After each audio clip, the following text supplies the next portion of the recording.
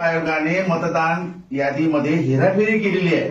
ती हेराफेरी आता राहुल गांधीने शोधून काढलेली आहे, सगळी कागदोपत्री, आणि ती कोर्टासमोर, सुप्रीम कोर्टासमोर हजर केलेली आहे बरं का. तर त्याचा आता लोकांना पटलं की राहुल गांधी राईट पाथवर आहे, म्हणजे डॉक्युमेंटरी पुरावा कोर्टासमोर दिला. आणि कोर्टाने पण सांगितलं निवडणूक आयुक्ताला, जो कोणी ज्ञानेश कुमार नावाचा माणूस आहे ते टाळाटाळ करीत आहेत.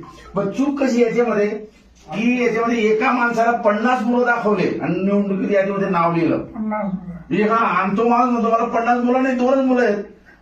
एका घरामध्ये त्यांनी 60 लोक दाखवले, एकच झोपडी एवढी, पण ते पण खोटं आहे. बाकी ठिकाणी घराचा पत्ता 0 म्हणजे काय, राहतो पृथ्वीवर आणि पत्ता अवकाशात, वरती आकाशात.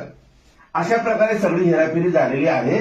आणि म्हणून राहुल गांधींचं जे आंदोलन आहे अण्णासाहेब ते खूप चांगलं आहे. तर आमची अशी अपेक्षा, लोक काय म्हणतात की अण्णांनी त्यावेळेला कसं काय समजा साथ दिली बुवा या लोकांना, RSS वाल्यांना, अरविंद केजरीवाल यांना.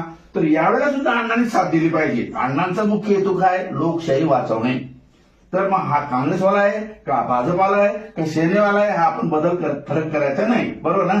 तर आमची अशी विनंती आहे, लोक असं म्हणतात अण्णा तुम्ही आता शांत झोपलेले आहेत, काँग्रेसच्या वेळेला तुम्ही आंदोलन केलं होतं. माझं असं म्हणणं आहे, आमचे अण्णा आंदोलन करायला आधी तयार आहेत, फक्त त्यांची परिस्थिती खराब आहे, वय झालंय. आणि अण्णांनी जर समजा त्यांच्या आयुष्यामध्ये 8 कायदे बनवले, मग देश